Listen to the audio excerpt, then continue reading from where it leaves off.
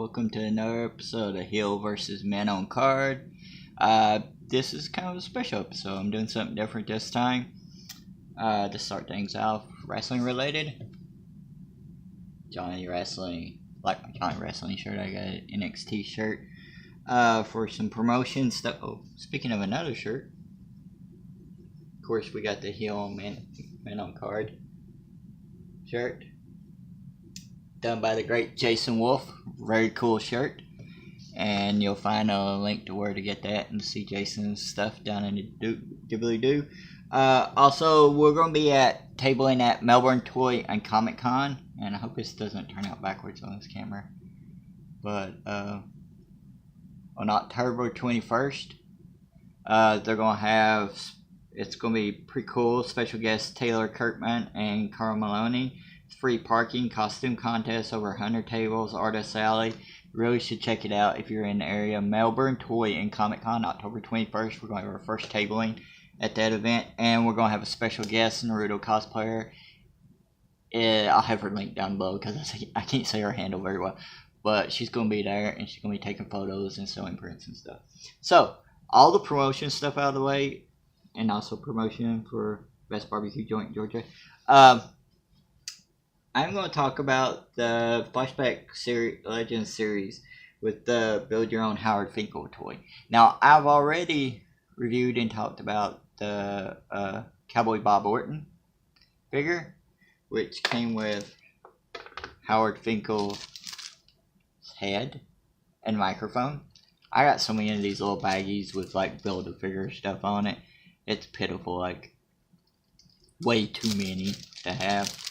One of these days I just gotta go looking on eBay and see if I can find somebody that wants a bunch of them or something like that or trade.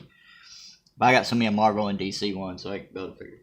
But I went and bought, because at Walmart they had them for $5. This series, so I went and bought the rest of the series so I could get the Howard Finkel. And I mean, it's a pretty good series, but I wasn't going to buy all of them really. But first one up we're going to look at, though, tell you the truth, the next series of these, with the build to J.J. Dillon, which I really want for my Four Horsemen figures. I'm buying that series because it's got cool Ric Flair, it's got cool Sting. There's Booker T and somebody else I forgot on it. But those look alright too to get. But it's got Sergeant Slaughter, evil Sergeant Slaughter. If you go to my toy photography page, which isn't just mine, it's other people's too.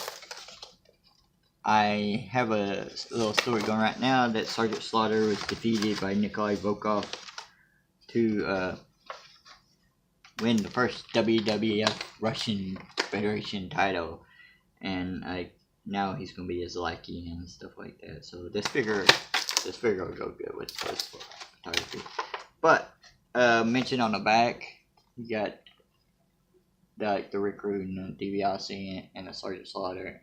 And it also shows the pieces that come with each one, and then the Build to Howard Finkel toy. The Sergeant Slaughter pretty cool. I got a regular Sergeant Slaughter already, so another set of sunglasses, another bald spot to cover up with it.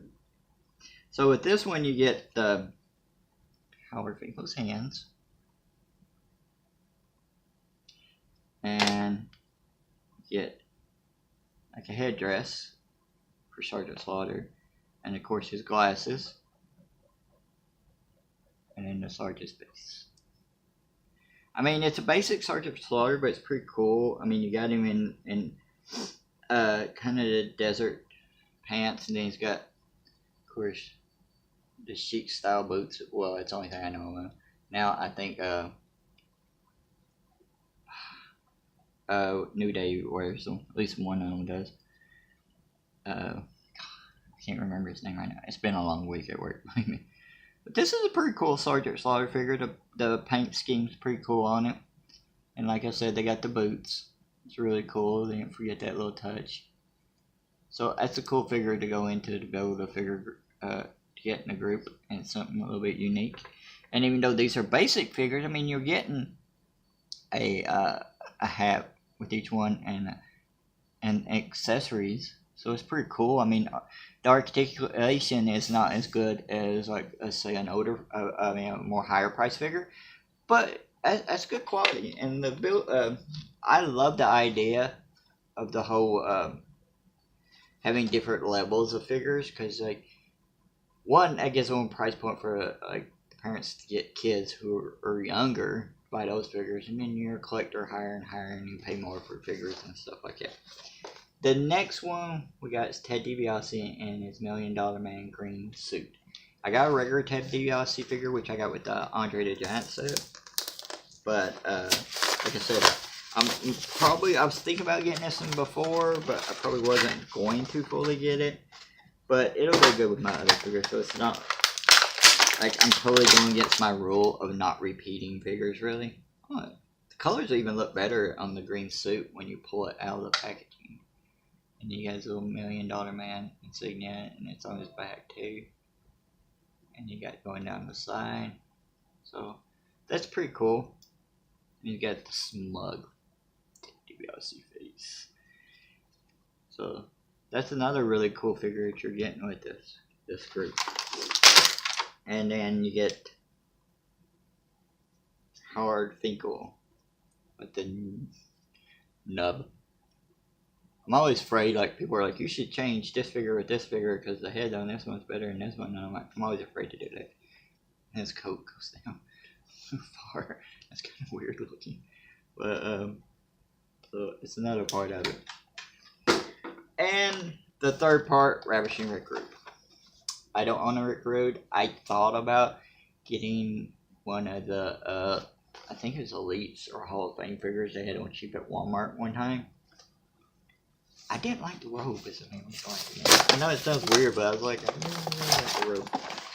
And come on, if you're going to do a Recruit, you should have it like have him out all like painted pants and stuff like he did the steak with Nick Roberts and everything. So I was kind of disappointed that they didn't do that with that figure. I didn't get that Dangerous Alliance. I mean, you need an old school poly and stuff like that. This figure actually, like, for most of the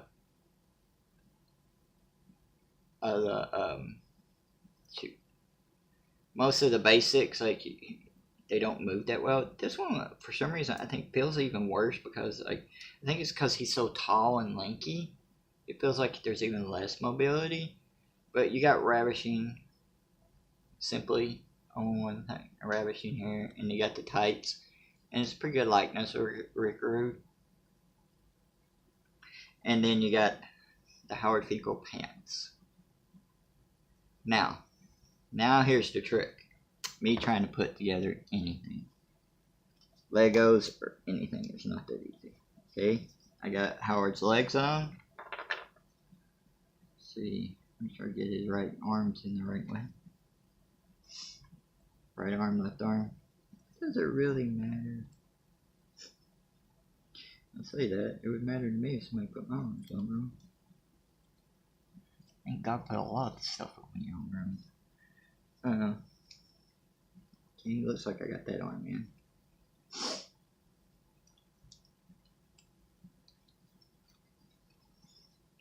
So I got his arms on him. Now he looks like a shrunken guy from Beetlejuice. See if I can pop his head on. Oh, that just sounds weird. So, there's your finished Howard Finkel Build-A-Figure. The WWE Mike, or WW Mike. Fucking pandas. Fuck you, pandas. We're in the WWE. Good ball spot. Even better than Arn Anderson's. Get his bow tie. That's a really good figure, I think. I think a really good quality figure. And that's a good set, really. Like, you get a unique Build-A-Figure that you normally would never get in lines, which I think is what they should do with the Build-A-Figures. And I think all of them, like, you get Cowboy Bob Orton, you get a hat with him, you get Sergeant Slaughter, which is kind of a unique Sergeant Slaughter, you get glasses and his headdress. Ted DiBiase in a suit, you get Ravishing Rick Rude. Ravishing Rick Rude's the only one that was kind of like, like, you know, they didn't give anything with him at all, though I don't know what kind of accessory they could. Oh, I just noticed that he's got his tattoo. Good quality right there. I don't know anything they really could have did with him. I mean, Ted DiBiase really doesn't have anything, but he's got like the suit. So maybe it would have been good if they could have found something to put with Rude, but I really don't know what. Something small. I mean, I'd hate to say it, but maybe they should throw in chairs with the ones that they don't have anything to put in it. Or, give them something that goes on with it that's kind of cheap. Like, if you can afford to do the hat, you could probably throw in a plastic bat or something like random like that. I think would be pretty cool. So that's a good set, and that's actually, I think, the first WWE Mattel set that I've actually bought all the figures of. Probably of any. Like, I don't think I have any Marvel Legends or anything like that. All of them. That's why, like I said, I got so many Build-A-Figure pieces. But this month of October, we're going to have a lot of releases, a lot more of Hill vs. Men on card. A lot of promotion, so check out tenuryearstockblogspot.com, our Twitter, Hang Wednesday, on Facebook, which you can find all those links on there.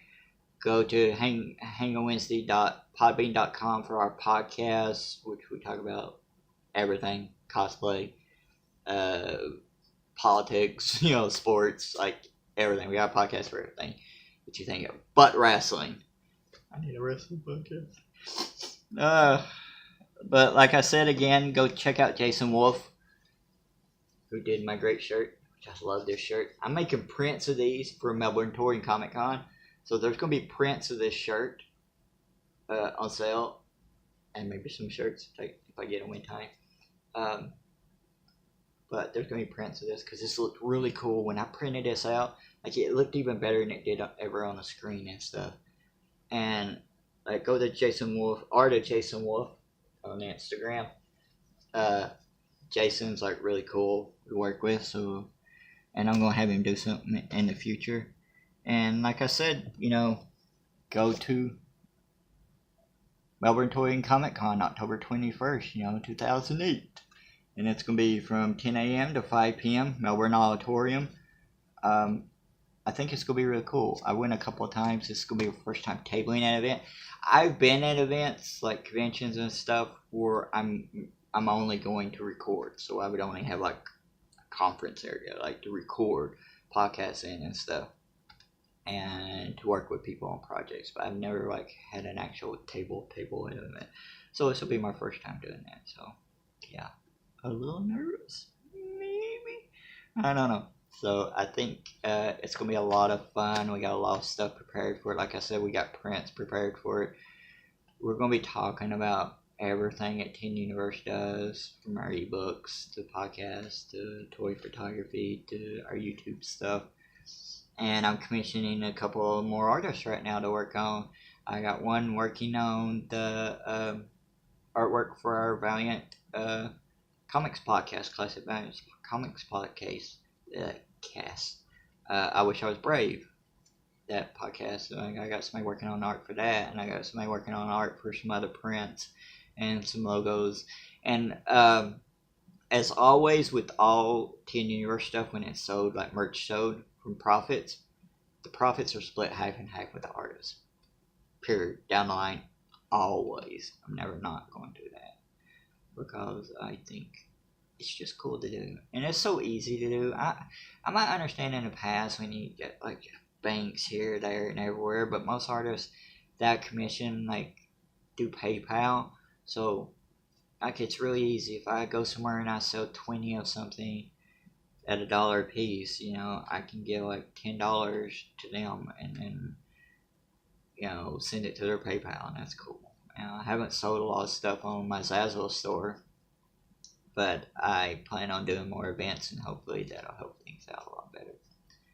So I'm sorry if it's a little rambling. We moved our setting. I think it looks a lot better, I guess. The camera angles, everybody's always like, you need to be framed better. I'm never framed that good. And mainly it's, I want to talk about figures and talk about wrestling and talk about everything that's going on and ramble and rant and it's just, so I'll see y'all later. Have a good day.